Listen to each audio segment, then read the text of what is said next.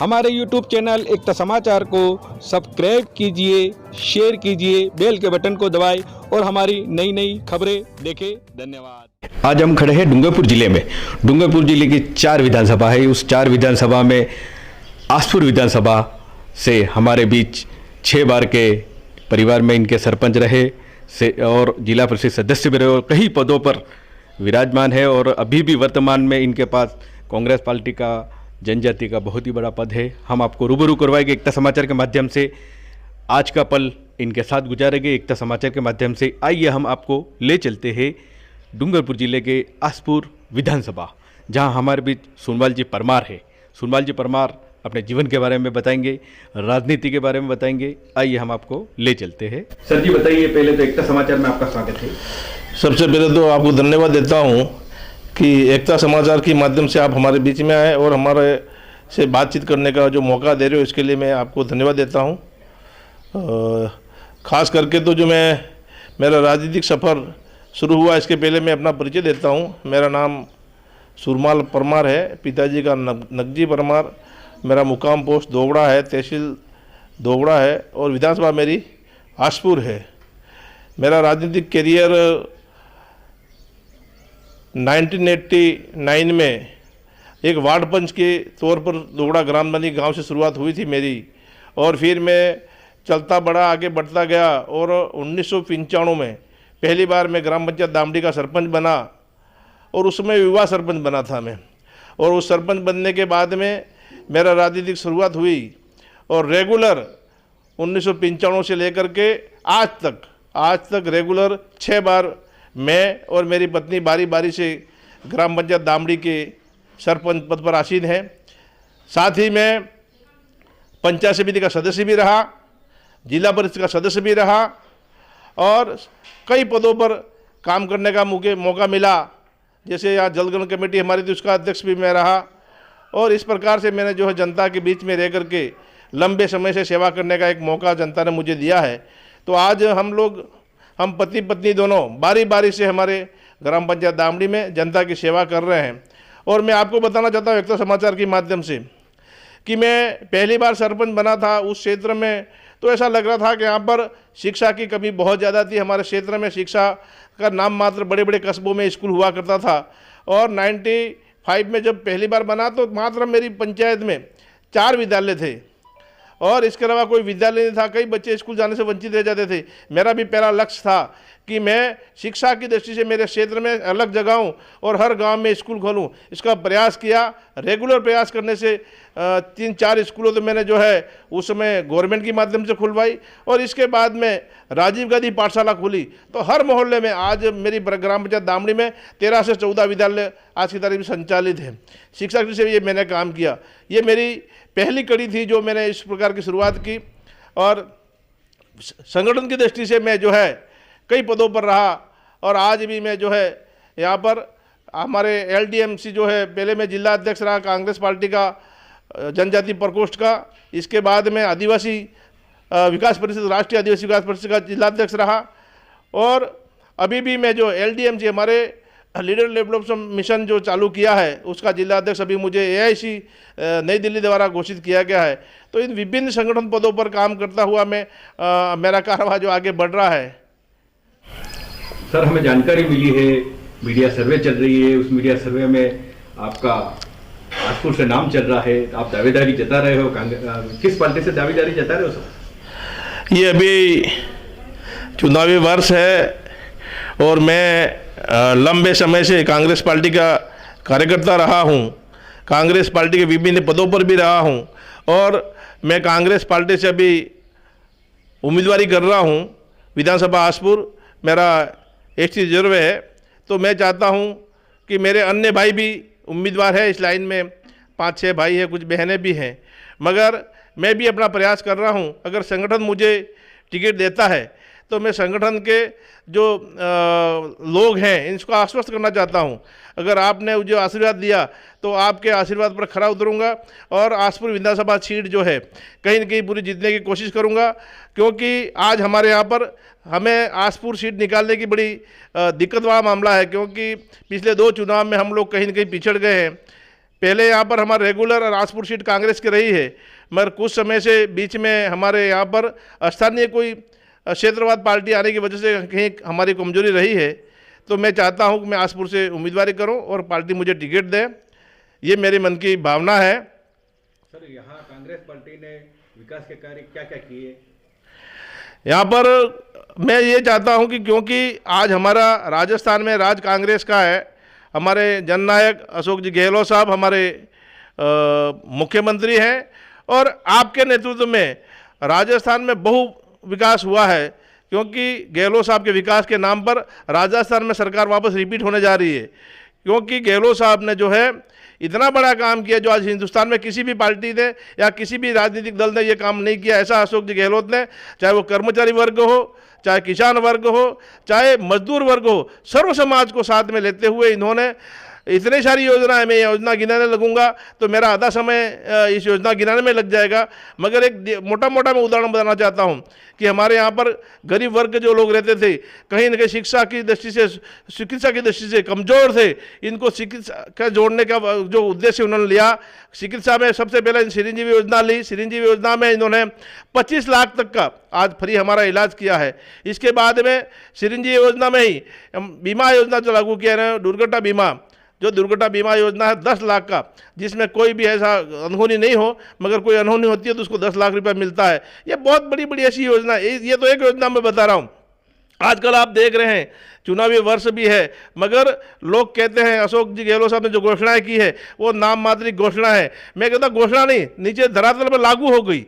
जो भी इन्होंने घोषणा की वो धरातल पर लागू है। आज आप देखें कि हमारे उचित मूल्य की दुकानों पर फ्रूट किट वितरण का जो कार्यक्रम चल रहा है, वहाँ लाइन लग रही है। लोगों को जो है चावल है, चावल फ्री मिल रहा है, दाल मिल रही है, नमक मिल रहा है, मिर्ची मिल रहा है, तेल मिल रहा है, मतलब खाने पीने की पूरी सुविधाएं गहलोत साहब ने दी है। इसी प्रकार गैस का जो 1150 रुपये की जगह 500 रुपया इन्होंने कर दिया है।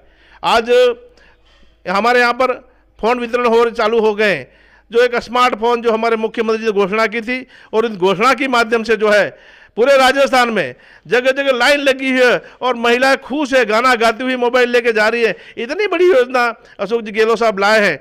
और इसके बाद में मैं विकास की दृष्टि से बताना चाहता हूं कि हमारे यहाँ पर अशोक जी गहलोत साहब ने जो विकास किया है, शायद वो 70 साल में पहली बार इतना 3 साल में हुआ है। जैसे उदाहरण तौर पर हमारे यहाँ पर बेणेश्वर धाम हमारे यहाँ पर सर्व समाज का एक बहुत बड़ा धार्मिक स्थान है। यहाँ पर अभी 132 करोड़ का पुल इन्होंने जो दिया है, बड़ा पुल, और उस पर वहाँ पर बेणेश्वर धाम पर विकास की दृष्टि से ये बहुत बड़ा काम इन्होंने किया है। वहीं पास में अभी 20 करोड़ का जो है एक एनीकट बन रहा है, जो अभी हमारे मालवीय साहब ने दिया है। इसी प्रकार हमारे यहाँ पर डूंगरपुर जिले से जोड़ने वाला लखड़िया पुल बनाने का काम चालू है। इधर देखे हमारे संगमेश्वर महादेव जो रठोड़ा और गणेशपुर के बीच में आसपुर से जोड़ता है, वो पुल का काम चालू है। और अभी अभी हमारे मुख्यमंत्री जी यहाँ पर आसपुर में ये कैंप में जब पधारे थे तो वहाँ पर इन्होंने घोषणा की, लोगों ने मांग की, फतेहपुरा जो आसपुर का एक गांव है फतेहपुरा, और सामने कराकला गांव है जो उदयपुर डिस्ट्रिक्ट का है, दोनों को जोड़ने वाला जो बीच में, क्योंकि समासे के दिन में लोग या तो आसपुर गोल होते हुए उधर के सामने लोग जाते थे, तो वहाँ बहुत दिक्कत आ रही थी समासे में। तो यहाँ पर भी एक पुल की घोषणा की 120 करोड़ की, और वो 120 करोड़ का पुल अभी काम चालू उसका लगभग कर दिया गया है। मतलब क्या, मैं विकास गिनने बैठूं तो यूँ लगता है कि शाम पड़ जाएगी और आप लोग भी सोचोगे ये बहुत लंबी वार्ता हो जाएगी, मगर ये मोटा मोटा मैंने बताया। चाहे इसके बाद में, चाहे यहाँ पर तहसील खोलने का मामला हो, चाहे थाने खोलने का मामला हो, चाहे कई प्रकार की इस प्रकार की जो विकास के काम है, हमारे गहलोत साहब ने, जनता ने जो मांगा वो दिया। और आज भी कह रहे हैं वो, जनता मांगते मांगते थक जाएगी, मैं देता तो नहीं थकूंगा। तो इसी परिभाषा में यहाँ पर काम करो। इनकी इसी दृष्टि की वजह से हम चाहते हैं कि हमारी आसपुर विधानसभा सीट भी, लोगों की भावना भी है कि अब की बार हम अशोक गहलोत और कांग्रेस की पार्टी को जिताएंगे, ये यहाँ के लोगों की भावना है।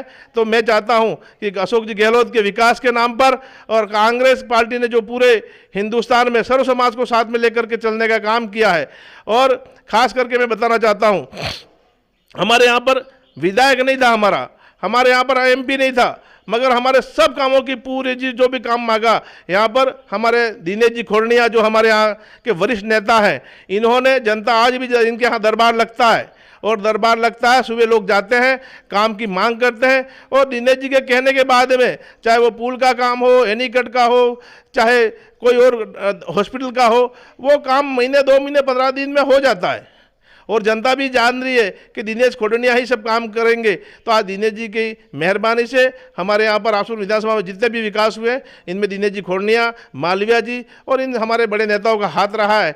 और आसपुर विधानसभा में अभी आपको बता देना चाहता हूँ मैं कि हमारे यहाँ पर शिक्षा की दृष्टि से बहुत बड़ी समस्या आ रही थी, मगर हमारे यहाँ हमारे अभी बीच में कुछ बात हुई थी कि हमारे विधायक और मेरे आपसी मतलब चर्चा हुई थी, उसमें हमने कहा था कि भाई यहाँ पर कॉलेज क्यों नहीं खोला।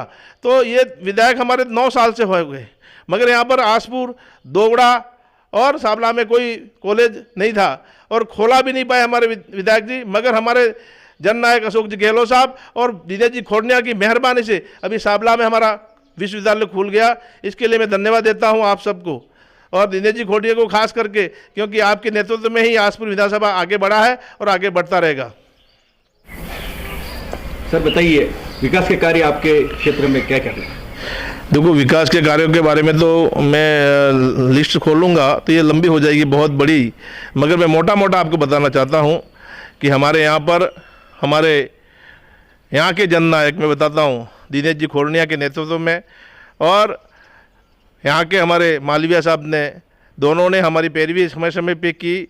विकास में आपने जो है सबसे पहले हमारे संभाग का जो सबसे बड़ा तीर्थ स्थल बेणेश्वर है, जिसका विकास के लिए आपने एक बहुत बड़ा एनीकट बनाया, 132 करोड़ का पुल बनाया।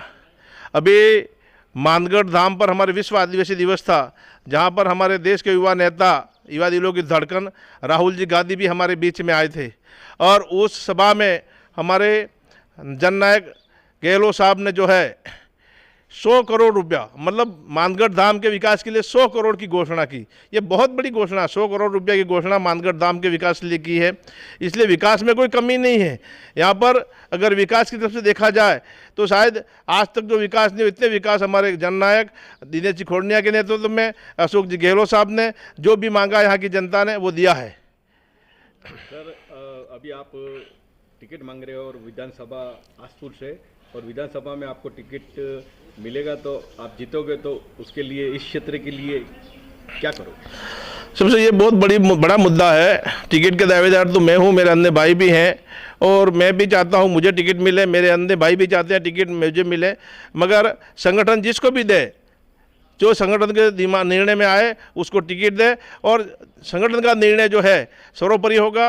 अगर ऐसी स्थिति में अगर मुझे टिकट मिलता है और मुझे अगर हमारा संगठन कांग्रेस पार्टी मुझ पर विश्वास करती है तो मैं निश्चित तौर पर आश्वस्त करता हूं कि आसपुर विधानसभा एन कैन प्रकरण हम जीतेंगे और जीतकर जो है हमारे यहाँ के लोगों का लंबे समय से मांग है और ख़ास करके हमारे क्षेत्र की मांग यही है कि हमारा पूरा विधानसभा आसपुर में कटारा क्षेत्र और आसपुर का कुछ भाग छोड़ दें तो जो है हमारे यहाँ पर पानी की बहुत बड़ी समस्या है सर, क्योंकि हमारे यहाँ पर सिंचाई नाम की कोई चीज़ नहीं है। हमारे यहाँ पर भूमि का किसानों के पास तो बहुत सारी है, मगर पानी के अभाव में यहाँ पर किसान आज भी दुख दर्द में झेल रहा है। तो मेरी सबसे बड़ी एक मन में ख्वाहिश है कि अगर मैं यहाँ से विधायक बना तो चाहे सरकार की जिम्मेदारी है, वो चाहे माडियम पानी से लाए, माहिम बांध का पानी लाए, चाहे कागदर का पानी लाए, कहीं से पर भी लाए, पर मेरे विधानसभा में मैं चाहता हूँ जिस प्रकार से हर घर को पानी, इसी तरह हर खेत को पानी, मतलब हर खेत को पानी मेरी पहली प्राथमिकता रहेगी, ताकि यहाँ का किसान हमारा मजबूत होगा, उसकी गरीबी दूर होगी। ये बहुत बड़ी बात मेरे मन में है। दूसरी बात मेरे मन में एक और है कि हमारे यहाँ पर बेरोजगार जो है बहुत सारे लोग हैं जो हमारे यहाँ पर रोजगार की वजह से गुजरात, महाराष्ट्र, एमपी वगैरह बाहर जाते हैं, पलायन कर रहे हैं। पलायन रोकने के लिए मैं चाहता हूं जिस प्रकार से डूंगरपुर में हमारी मिल है, इसी प्रकार आसपुर विधानसभा में भी, आसपुर में हो, साबला में हो, दोबड़ा में कल कारखाने खुले, अच्छा कोई बिजनेस खुले जिससे हमारे 5-50 हज़ार लोग जो है यहाँ पर रोजगार जिनको मिले। ये मेरे मन में एक ख्वाहिश है। दूसरी बात मेरे मन में एक और भी है कि यहाँ पर जो हमारा युवा भाई जो है कहीं न कहीं उधर उधर भटक रहा है, वो बेरोजगारी की वजह से कहीं न कहीं वो हो रहा है। तो मेरे मन में मेरा इन युवा साथियों से भी निवेदन है कि आपकी मन की भावना जो है, मैं अगर विधानसभा में गया तो आपकी मन की भावना विधानसभा में उठाएंगे, रोजगार के लिए हो, चाहे हमारे यहाँ पर आपकी 5वीं अनुसूची लागू करने की हो, या जो भी आपके मन की बात है वो विधानसभा में निश्चित तौर पर हम उठाएंगे और मैं आपके हर सपनों को पूरा करने का कोशिश करूँगा। चाहे इसके अलावा भी कई सारे ऐसे मुद्दे हैं मेरे मन में कि हमारे विधानसभा आसपुर में मैं आपके नेतृत्व में शिक्षा, चिकित्सा हर दृष्टि से पूरा करने का प्रयास करूँगा। मैं खास करके ये केंद्र सरकार के बारे में बताना चाहता हूँ कि हमारे यहाँ पर जननायक अशोक जी गहलोत साहब जो भी योजना लागू करते हैं, केंद्र सरकार उसको काटने की कोशिश करती है। उसका एक ताज़ा उदाहरण आपको बताना चाहता हूँ कि 2011 में हमारे देश की नेता सोनिया गांधी और अशोक जी गहलोत साहब ने हमारे डूंगरपुर, बांसवाड़ा और एमपी रेलवे लाइन का जो शुरुआत की थी, और उस समय सोनिया जी ने शिलान्यास यहाँ पर किया डूंगरपुर में, और रेलवे के काम चालू हुआ। मगर राजस्थान में तो काम चालू रहा, मगर केंद्र में जो है सरकार बदल गई और मोदी जी की सरकार आई, बीजेपी की सरकार आई और इस योजना को बंद कर दिया। आज भी सरकार, हमारे राज्य सरकार की कई सारी ऐसी योजनाएं हैं जो हमारे यहाँ पर गहलोत साहब लागू करते हैं, मगर केंद्र सरकार कहीं की अड़चना लगा के उसको रोकने की कोशिश कर रही है। उसका ताज़ा उदाहरण बता रहा हूँ मैं कि यहाँ पर आज हमारे गरीब जनता के लिए इंदिरा जी गांधी के नाम से इंदिरा आवास योजना एक चालू की थी, मगर उस इंदिरा आवास का नाम बदल करके पीएम आवास कर दिया। और पीएम आवास करने के बाद में भी आज पिछले 2 साल से देखा जाए पहले तो किस्त नहीं आ रही, धीरे धीरे आ रही, मगर आज साल भर से इंदिरा आवास का जो नाम पीएम आवास वो भी बंद कर दिया गया। इस पर कई सारी योजनाएं हैं जिसको सरकार यहाँ पर नाम बदल देती है या काम नहीं करने दे रही है। ये केंद्र सरकार चाहती है कि, क्योंकि हमारे प्रधानमंत्री जी ने भी कहा है कि देश में सबसे कोई बेस्ट अगर कोई मुख्यमंत्री है तो अशोक जी गहलोत साहब है। इनको पता है कि मोदी जी का कोई मुकाबला करने वाला व्यक्ति है तो अशोक गहलोत है, जो राजस्थान का मुख्यमंत्री है। इसलिए कहीं न कहीं इनको रोकने का प्रयास किया जा रहा है।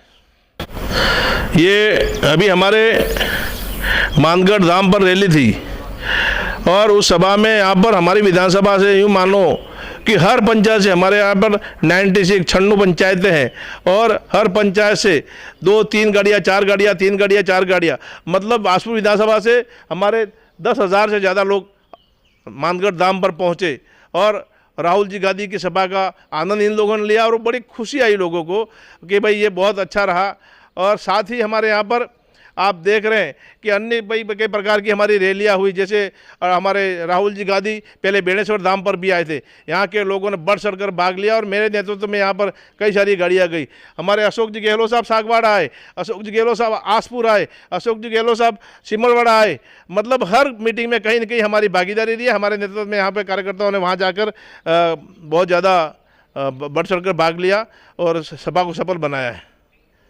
अब जननायक की बात करें तो मैं और बताना चाहता हूँ कि देश में पहली बार कोरोना जैसे महा बीमारी आई और वो बीमारी शायद आज तक कहीं पर नहीं आई थी, मगर आने के बाद में आपने देखा कि लोग विदेशों से, अन्य राज्यों से, महाराष्ट्र, गुजरात पैदल चल के आ रहे थे, आने जाने की सुविधाएं नहीं थी। केंद्र सरकार ने हाथ खड़े कर दिए थे, मगर हमारे अशोक जी गहलोत साहब ने इतना बढ़िया काम किया कि यहाँ की गाड़ियाँ गुजरात भेजी गई, यहाँ की गाड़ियाँ महाराष्ट्र भेजी गई, वहाँ से लोगों को लाने की मदद की और कोरोना काल में हर घर पे घर दवाई बाकी ताकि पूरी सुविधा दी और लोगों का रोजगार चालू किया ताकि वहाँ पर आने वाला बेरोजगार भूख से नहीं मरे। ये बहुत बड़ा काम अशोक जी गहलोत साहब ने किया था। और ऐसी बीमारी फिर आई लप्पी, जो हमारी गायों और भैंसों में आई और कई सारी हमारी गाय भैंसें जो है उस समय मृत्यु हो गई। तो अशोक जी गहलोत साहब ने इन गायों और भैंसों के मरने वालों परिवार को 40-40 हज़ार रुपया अभी दिया और देने जा रहे हैं। ये इस प्रकार के गहलोत साहब के कई अच्छे कार्य हैं जो अन्य राज्यों में भी ऐसे लोग नहीं कर पाए हैं। ये गहलोत साहब ने बहुत अच्छा कारनामा कर दिखाया है। सर आप बताइए, आपका प्रवास आए दिन कहीं ना कहीं रहता है कांग्रेस पार्टी के लिए, तो बताइए इसके बारे में, आपका प्रवास कहाँ कांग्रेस पार्टी ने और हमारे जिला अध्यक्ष जननायक दिनेश जी खोड़निया साहब ने हमको जहाँ भी जो भी निर्देश दिया उस काम को मैंने पूरा करने का प्रयास किया। और दिनेश जी खोड़निया के नेतृत्व में गुजरात चुनाव 2017 में मतलब AIC से हमें कोऑर्डिनेटर नियुक्त किया गया और विधानसभा, गुजरात की विधानसभा में मुझे लगाया गया और वहाँ पर मैंने तन मन से पूरा काम किया। और वहाँ जो हम लोगों ने मेरी टीम के साथ में हम लोग वहाँ गए, गुजरात में काम किया, वहाँ हमने विधायक जिताए। ये बहुत बड़ा हमने प्रयास किया था। और इसके बाद में भी हमारे पीसीसी द्वारा उपचुनाव थे मांडलगढ़ भीलवाड़ा में, वहाँ पर भी मुझे लगाया गया। मैं मेरे यहाँ के साथियों के साथ में मांडलगढ़ में 15 दिन तक रहा और वहाँ भी प्रयास किया और अच्छा काम करने की वजह से वहाँ भी हमारा विधायक जीता। इसी प्रकार हमारे यहाँ पर एक उपचुनाव हुए थे पूछपुर जिला परिषद का, उसमें मुझे हमारे दिनेश जी खोटिया ने एक जिम्मेदारी दी थी कि भाई अब की बार सुरमाल परमार जो है लीलवासा पंचायत देखेगा। तो मैंने अपने स्वयं के खर्चे से तन मन से उस पंचायत में काम किया और संगठन ने जो दायित्व दिया वो पूरा करने का प्रयास किया। इसी तरह अभी दरियावद उपचुनाव थे, दरियावद उपचुनाव में मुझे जो है गडरियावास पंचायत दी गई, मुझे और हमारे रतनलाल जी पाटीदार दोनों को। तो गडरियावास पंचायत में हम रेगुलर वहीं पड़ाव रखा और पूरा प्रयास किया। जो गडरियावास पंचायत में कभी भी वो पंचायत प्लस नहीं होती थी, मगर अब की बात कांग्रेस के वहाँ प्लस हुआ और हमारे वहाँ से विधायक जीते। ये मैंने समय समय पर जो हमारे संगठन ने जिम्मेदारी दी वो जिम्मेदारी निभाने का पूरा प्रयास मैंने किया है। आगे भी संगठन जो भी दायित्व मुझे देगा उस दायित्व को पूरा करने का प्रयास करूँगा। मैं एकता समाचार के माध्यम से अपील करना चाहता हूँ कि मैं अभी विधानसभा आसपुर का उम्मीदवार हूँ।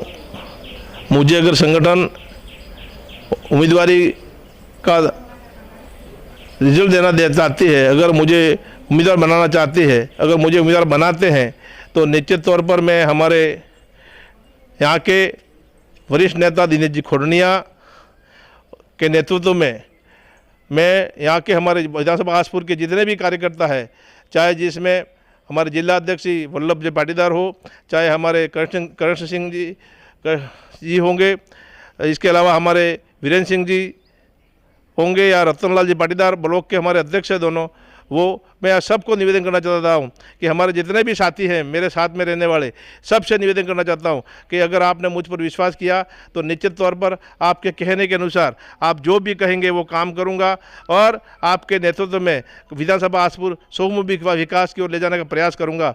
मगर आप सबका आशीर्वाद, सर्व समाज का आशीर्वाद मुझ पर बना रहे, यही मैं मन की कामना करता हूँ।